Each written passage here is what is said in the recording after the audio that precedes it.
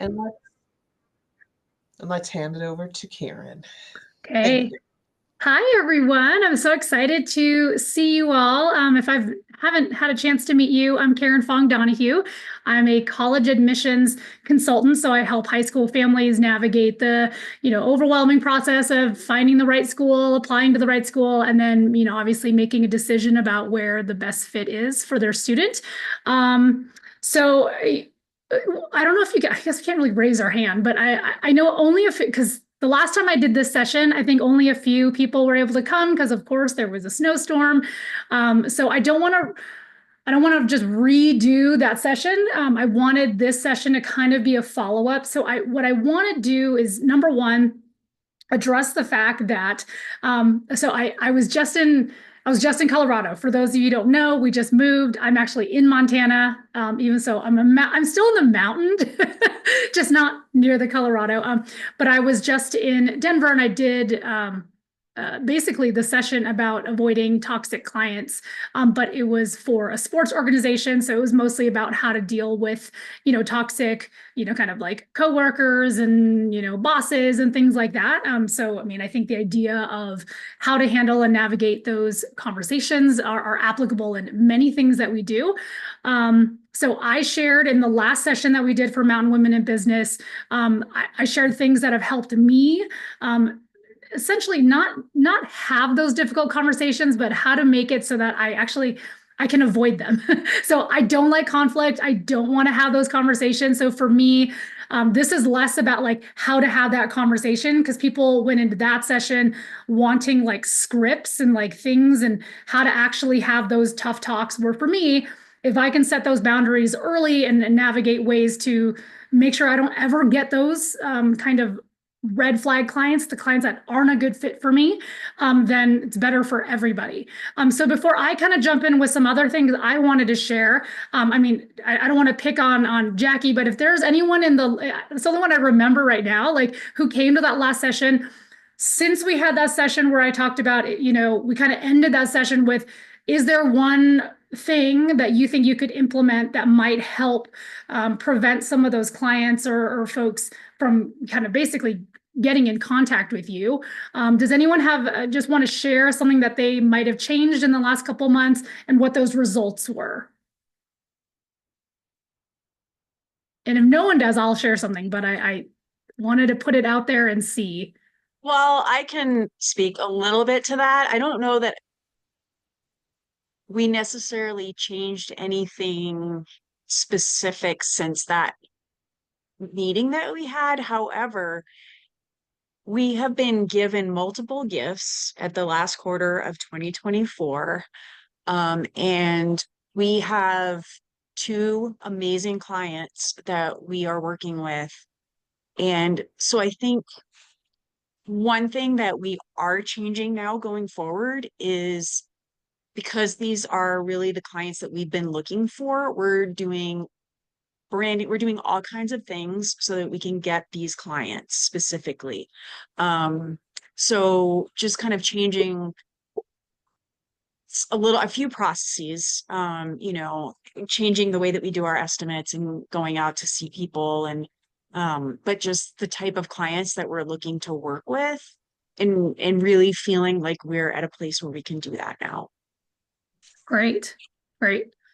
Karen, I was at the meetup, and something that I remember from that, and like Jackie, I didn't like initially do it, but even now, like starting with the new year and everything, and just being totally bogged down from the last 2 or 3 months of October, November, December, for my business, I very similar to Jackie. It's like I'm being more intentional with who I want to work with and who I want to supply bread to, and even the shops that I'm in, because it's like, am I working for the shop or am I working for myself?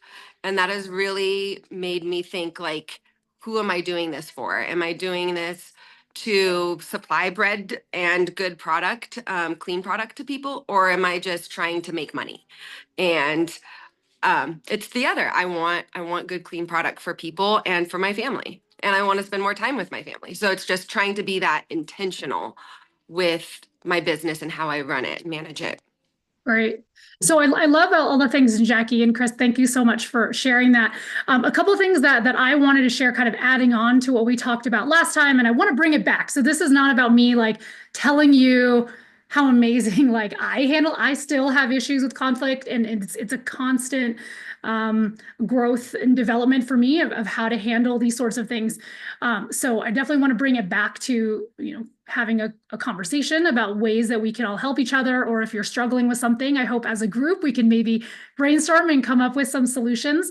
A couple of things that came to mind since the last time we talked. I think a lot of the shift is actually less about the toxic client and actually a shift about how I look at myself. So my background is as a school counselor. So as a school counselor, I'm in a school, you like help everyone, you're a helper. I'm sure if I did this Enneagram, it would show those types of things, right? Like I want to help, I want to do what I can. So shifting my mindset into being a business owner has been really hard because I want to help, right? I want to help everyone and all of those things. And if someone texts me, I'm going to answer. If they have this, if they have that, even if I'm literally in the middle of moving 2 states, I'm taking, I feel bad if I don't answer a call right away or I don't answer a text. So one of the things I really wanted to shift in this year too is the idea of, I am a professional. So every single person in here, you are a professional, bread company owner. You are a professional realtor. You are a professional contractor, right? All of these things are, and I have to literally picture myself of, by the way, I was sharing this before everyone jumped on, like, this is not my office, right? This is a green screen. So like there is a guest room and there is a mess behind me. However, when I meet a client, they need to see me as a professional, right? So like part of that, it just starts from the beginning. When I meet with them, I want them to think of me as, in my mind, when I think of a professional, I do think about, kind of your standard professionals of lawyers and doctors and accountants, right? That's just who I picture. I don't picture a college consultant as that. I picture like, oh, warm, fuzzy, like counselor who's there for you no matter what. But that hurts me as a professional. So one of the things I wanted to try to do is everything that I've been doing is to create some separation, okay? So that if you were at the last meeting, I talked about this whole thing started because I did have a client who basically came at me and told me that I was an awful person and I was a sham and I was all these things. And it was so hard because my company and myself are together. It's the same thing, right? So when someone says that about my company, it hurts so much more because it's, Karen, you're a sham. Karen, you're bad at your job. Karen, you're all these things, right? It brings up all of these emotions. And yes, I could sit around and be like, of course I'm not those things, but it's really hard because this is me. My company is me, I'm the company. So everything I can do to create separation is what's been helpful for me, so that I can be like, that's the company that I'm a part of, but the company is not me. Okay. So a couple of things that I wanted to just kind of show you. I'm going to see if I can, let me, and we talked about this the last time. Oh, Deb, do you think you can allow it so I can share? Okay. I don't know if you have to like make me a presenter. Okay, cool. All right. So I'm just going to share really quickly because it's easier to have oh, is this not going to let me show it? It should. So did you, and then go down to share screen at the bottom. It's a little left. It's not letting you. Yeah. Hang on. Oh, hang on a second. There it goes. Sorry, we should have done this earlier. If it doesn't, then I'll talk you guys through it. Let me try it again. There we go.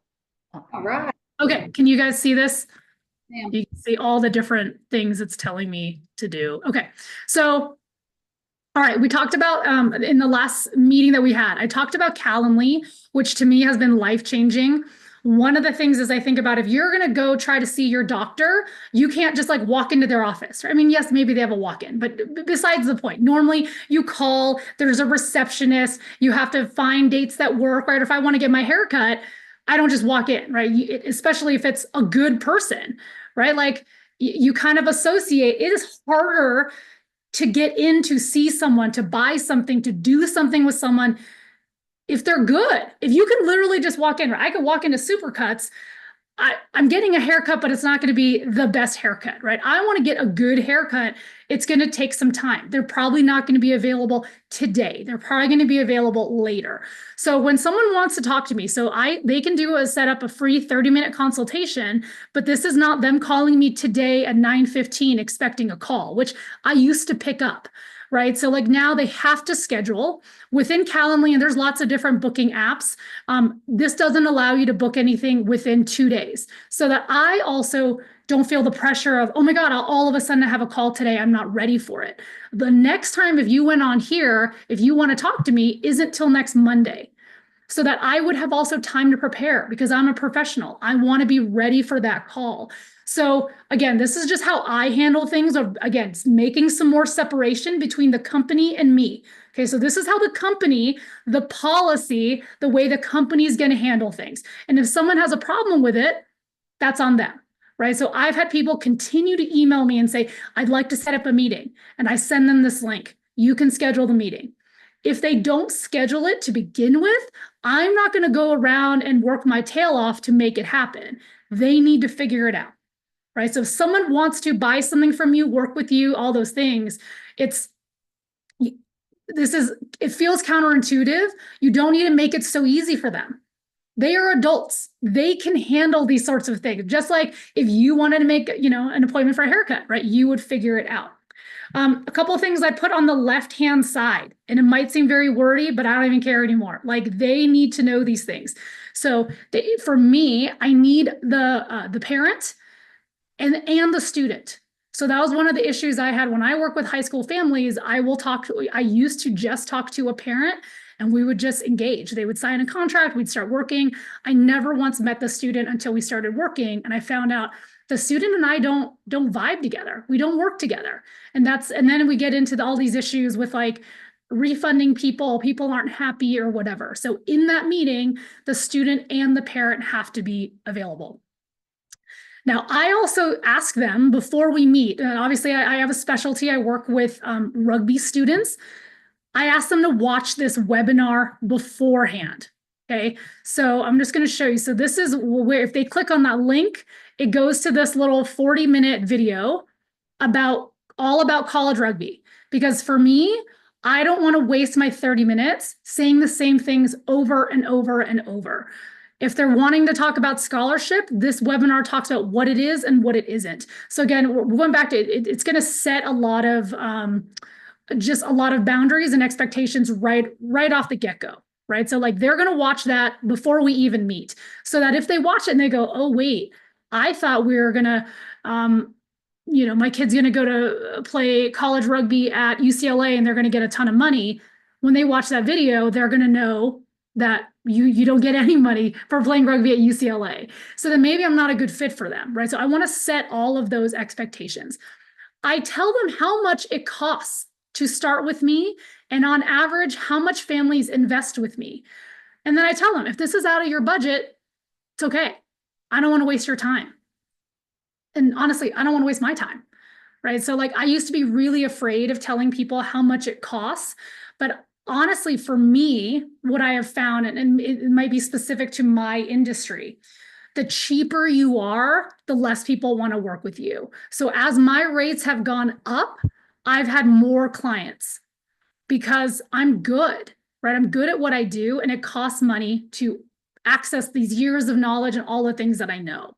So again, if you're just starting out, when I was starting, there's no way I would have been like, oh my God, like, can you please maybe pay me $10? Now it's like, I've got other stuff going on, right? I'm a mom, I'm a wife, we have a farm, we have animals. Like, for me to sit down for an hour to give you all of the information, it's going to cost money, right? Like, they're not just paying for your time, they're paying for all the time and energy you've taken to learn everything you have in whatever industry you have, right? Like, I'm not just paying Kristen for bread, I'm paying her for like her expertise, her time, her care, the ingredients, everything, right? So like all of that is what you're paying for, not just like a loaf of delicious bread, right? So just kind of getting away from the idea of like, oh, I'm just paying, like, why would I pay that? It's like, well, if you want me to give you all of that information in an hour, you can go look it up yourself, right? So like people can do all this on their own, right? I could go bake some bread on my own.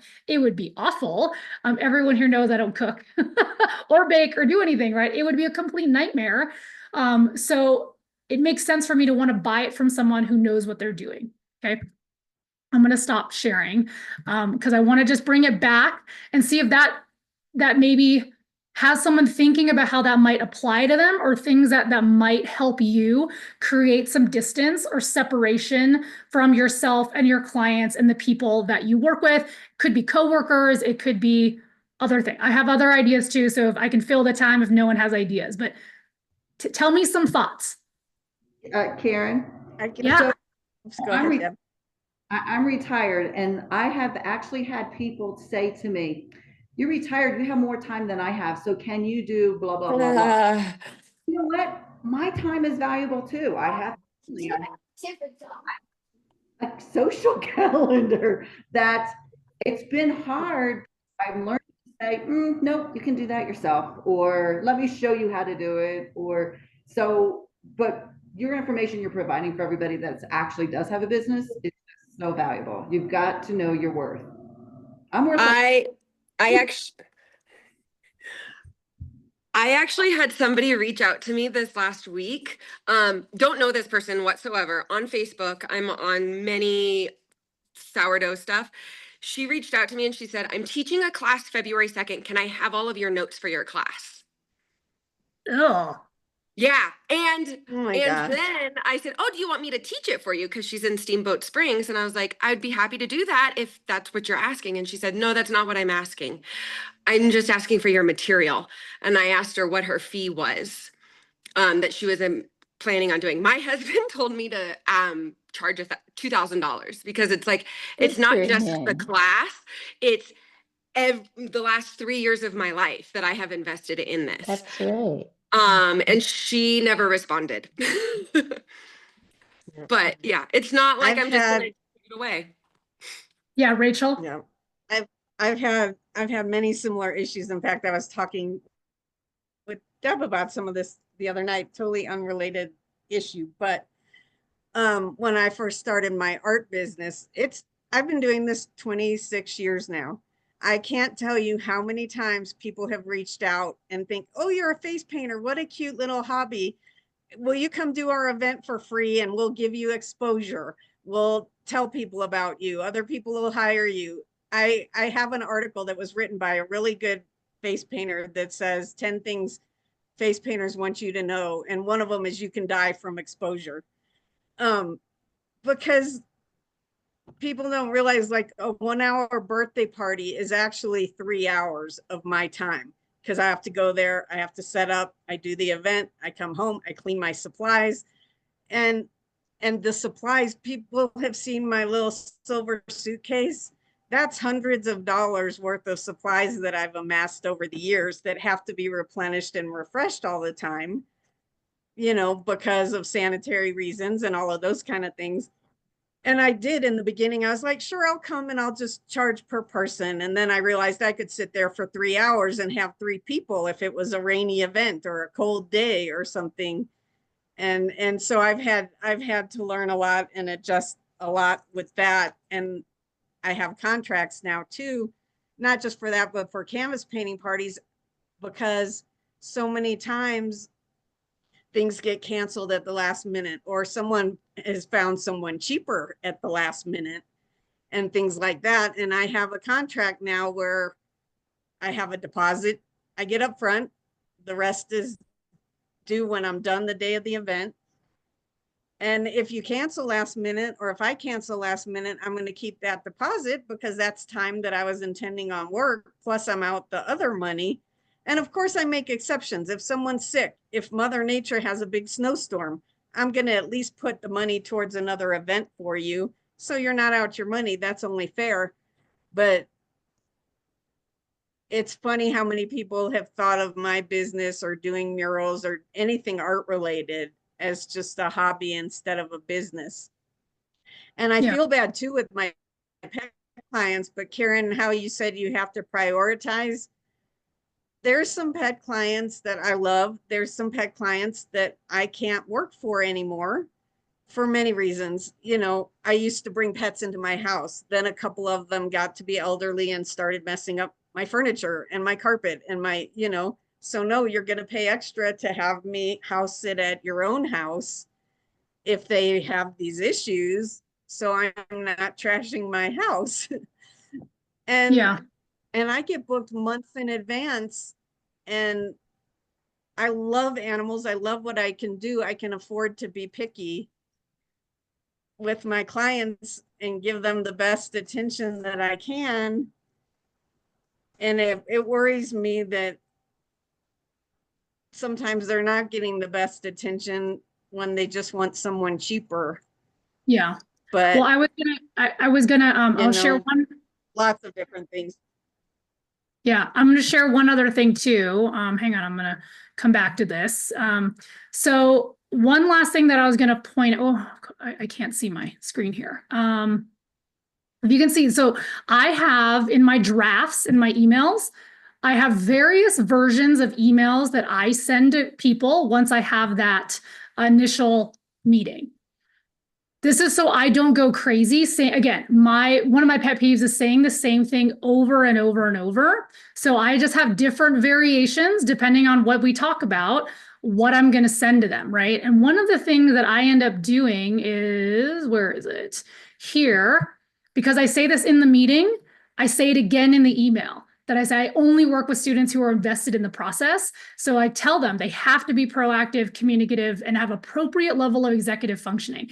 I say this because I've had too many students when I work with that don't complete tasks, that don't, do their applications on time. And then the parents get mad at me when their student doesn't do the work. Even though this is in my contract, even though we talk about it, it gets repeated literally 3 to 4 times. And I say it. So like if I sign this student now in grade 11, before we move forward with grade 12 services, we talk about this again. And I say, hey, if you're going into application season with me, I bring it up again. Yes, they've already signed it, but I mean, you guys all know, right? Everyone doesn't read, or they read it and they don't think about it. And so you kind of have to approach all three, right? I talk about it. I'm going to say it here, and then again, they're going to initial it and sign it in the part of the contract that talks about what your student's responsible for. The student signs off on it as well. I would also, if, for example, if you work with clients, I used to only have one parent sign. Both parents need to sign, especially if they're divorced. If they're in divorced households, everyone who's involved has to sign. I've had grandparents pay for my services.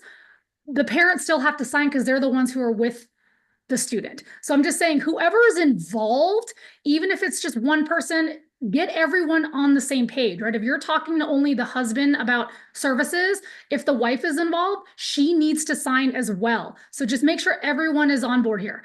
I highlight, everything's in bold. I'm like, read this agreement thoroughly. And I tell them in the meeting, please make sure you read this thoroughly, because I am not responsible if you don't know what your kid needs to do, right? Their kid needs to schedule meetings with me. If they don't know how to use Calendly, they need to figure it out, because once they're in college, they're on their own. They would have to make their own doctor's appointments, dentist appointments, things like that, right? So this is stepping them into being an adult. And we talk about this, and I say, look, if this does not sound like your child, don't work with me. And that's one of the biggest things. I literally start this conversation off with, do not work with me. It's not even like, come work with me, please, please, please anymore, right? It's like, these are the things, I'm here to help you, but you've got to meet me where I am, because it is frustrating working with a client that doesn't work with my style. Now, it took me a long time to get here. So I want you all, after this meeting, to sit down and go, who Jackie and Kristen brought up is like, think about that client that you're really excited to work with. Write down those qualities, have that picture in mind. So then when you talk to a new client, it should be Susie. It should be the one that I'm like, oh, yay, cool. I get to see Sammy today. He's the best, right? Like I want that excitement, not like, oh, I gotta meet with Sammy today. He's the worst, right? No one wants, I'm like, please cancel, please cancel, please cancel. No one wants that, right? So think about the client you really want, and then really start to attribute as you're having those initial contacts, is this the right person for you? And if not, I say to them, I used to have a script because I didn't know how to say it. I'm like, I just don't think we're a good fit. It sounds like you need a lot more support than I'm able to provide. Here's 3 other people I think are better. And that's okay, right? To send them to other people. So I've networked with lots of other college counselors so that I can say, look, you have a student with lots of learning disabilities. It's better for you to work with someone who understands what your child's going to need in college, someone who has all these learning differences. It's just not my specialty, or whatever the case may be. So think about those things. I know we're probably running low on time. That's Aaron? okay. I think that And we're doing okay. I think that we had a question from who had their hand raised. So Yeah, is that did. Aaron? Yeah. I had a question about, were you doing this and practicing this when you were new?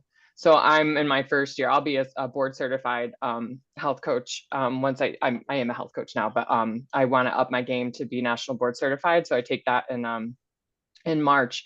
And I know right now I'm undervaluing, and I am what I'm charging these group sessions at these senior community homes. They are getting a really good deal, but I'm also new, so that was a really good way for me to get in there, because I'm starting my new business. It's a substantial amount of cost, all that stuff. So I'm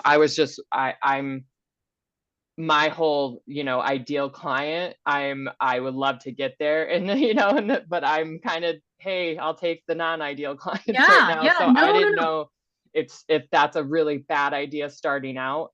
But I also, I need clients.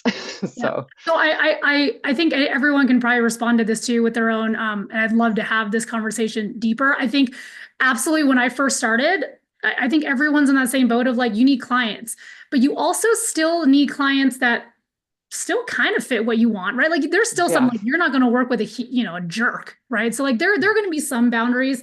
When it comes to cost, what I did originally is like, there's no, like right now I charge $190 an hour to work with me. That's like for a standalone hourly session. I could not have charged that when I first started. But I did, when I first started, I said my hourly rate was like, whatever it was, $125. But for these early years, I've discounted them so that they're aware of the value, right? Like this is usually $125, but I discount. So even now I might say, like, when I do a seminar for a team, it's $200 because it covers my hour of time and all that stuff. But I might say, hey, like, it's still my own company. And I can say, because you're a nonprofit, I'm going to discount it by 50%. But they still know what the actual cost is, because I don't want them to go, oh, like tell a friend, oh, she's only this much. It's like, actually, she gave me kind of a deal. You know what I mean? Like, so you still want to hold, like, whatever your ideal rate is, still print that, but then tell those people, but for you, I'm willing to give it to you at this rate. But then they still go, oh, she's actually, ooh, it's good we're getting in early with her, because in a year, she's going to her real rate of 200 or whatever it is. Does that make sense? Yes. Thank you. It will weed. I mean, again, it's the clients I work with, it's a different population. They're the ones that, so for example, the colleges now, most the like really selective schools, they're over 90,000 a year. Okay. Like, do I think you're getting that much better of an education at Vanderbilt University at 90,000 a year over CU Boulder at 35? Not really, but a family thinks if it costs more, it must be better, right? And I'm not saying it is true, right? But for what I do, what I have found, the cheaper I make myself, the clients I get are actually more nickel and dime. They stress more about it, and they're like, but I paid you $100. I should be getting that, like the ones that are like, yeah, actually $190 an hour is really, when you compare to other really good people, right? And then I'm like, oh, you also sent your kid on a rugby tour to Ireland and spent $10,000. So don't come at me for my like hourly rate, right? So like you can't decide what they're going to value. And so that's, again, I put my rates out. I used to not, and I'm like, this is how much it is. If it's too much, like, that's fine. Right? Like some people will pay it and some don't. Some actually look at it and go, oh, she must be really good. And so that kind of works in my favor. Did anyone else have feedback for Erin? Any other thoughts? Maybe someone we haven't heard from? Jackie, yeah. Yeah, I was going to say, Erin, I've been doing this for 11 years and as a realtor in the foothills, when you get started and you have no clients, you kind of want to pop in and help everybody, right? No matter how much they value, what they want to pay. And it's hard because you still have to pay your bills, but you have to be careful because these people are going to refer you to other people who might have bad attitudes or be cheap or whatever. You really still want to have a certain level for yourself that you expect in terms of professionalism and what you're going to be compensated for your expertise and the value you provide. Because if you get this big, give this big discount, they're going to tell all their friends, oh, Jackie did it or Erin did it for this amount of money. And then it's just going to cheapen yourself. So you want to work with and find that avatar, that client that you're going to be excited and you want to pick up the phone when they call because they likely have friends and family members with the same attitude. And if you are providing an awesome service, which I know you do, they're going to want to work with you as well. Thank you. Thank you for that. Thank you. Yeah. Thank Cindy, you. Cindy, did you have something to say? I saw Cindy. Yeah, I'll just add this one thing. I've been a coach since 2015 and with a client base mostly by referral. And in the beginning, I was really hesitant to take the advice and put out contracts. Like putting out a contract is somehow asking people to agree to things. And that ICF certified, that's like, here's a contract, use it. And since I've been doing that, and it just really lays things out for people, like here's what you can expect from coaching, here's what you can't, here's what you can expect if you cancel, here's how much I charge, here's how long you have this much time to cancel, otherwise you get charged. And I have noticed that the new clients I've gotten, first of all, I went back to any old clients and said, I'm tightening things up, thinking they'd be like, oh, nobody blinked an eye. Right. And then what I'm finding is the quality of relationship when someone reads through a contract and agrees to it it's just a higher quality, more integrity than when you just start being loosey-goosey about everything. So that was just my only thought, especially for coaching. Thank you. Yeah, and I have something I need to say. This is Audrey from Aging Services. When I have agreements that people have to sign, and they are hesitant at first until they meet with me and I go over it again. I mean, like you said, 2 or 3 times. However, I love what I do and I love being with people and I love helping people. So I have trouble. This is my problem. Quite often I work for free, which is wrong. I mean, I can, if I just want. I have this one woman I met with that I dearly love. And once I gave her the agreement, she sent them to her son and the two of them had a discussion and they decided they weren't ready. They weren't ready to sign, even though we had an appointment to go see a place and it wasn't going to cost her anything. She wants to be my friend and she wants me to come and visit her and she wants to make lunch and dinner for me. And no, I just don't have the time. What do you do with someone like that I dearly love? And I've explained to her, I have other clients, I'm really busy, I love you, but that's a problem too. So there you go. But and to add to that, yes. When I've been in business for 29 years, and when I first started my business, I charge my dear friends the exact same that I charge people I've never met. And my very, very best friend told me early on in my business that she respected the fact that I charged her the same as I charged others, because she just respected that I didn't give people the friend discount or the bro discount. It was, my prices were my prices. And it legitimized your business. Yes. Yeah. Beth had her hand up. Did you have something else, Beth? Well, I was just going to say, talking about toxic clients, when you're first starting out, you want to take everybody. And I've had people like contact me and go, I don't like the name of your business. It's too derogatory. Techies is too derogatory. And I've had other people say techies is really fun. And then I've had people say your blog posts are too short, your blog posts are too long. So, and you want to please everyone and you want to fix all those things, but they're not your clients. If they're complaining about your business and they don't want to pay your fees, they're not your clients. And so we take it internally, but we just need to say, that's not my client. That's not a good fit. Yeah. So that was just my I was observation. going to say one other thing. Whoops, sorry. I was going to say one other thing too. And I had a question for Karen. I'm old fashioned. Like you said, you want to meet in person at first and see how you click. I do that. I insist on a meet and greet with all of my pet clients now before I accept one. Sorry, I can't get the right angle here and keep my foot up at the same time. And that's such an important thing. But how do I do that? Luckily, it's 99% of the time never a problem. I can't tell you how many people are so techie now. I just get an email or an inquiry on my website. They want to do the contract for like my art services. I never even meet them till I show up at their house. Luckily that's a shorter term thing than the pet sitting. It's not as crucial. I love people. I get along with everybody. But how do you, when your business has turned into a lot of online being hired, Yeah. I mean, how do you so, do that? Because you're I mean, not going to meet every art client before you go out to do face painting. But so this is what I mean. I think it just depends how much time you have. So all of my services are virtual. All of my meet and greets are virtual. I do a 30-minute call, but you could even, maybe you get a gut feeling after a 10-minute, 15-minute call. I mean, so it's, I mean, if it's not an issue, it's not an issue, right? Like every single person has their own, maybe for face painting, you don't have to meet, but for pet sitting, maybe you do. You know what I mean? Definitely. I was going to say one other thing, because I think we're running out of time.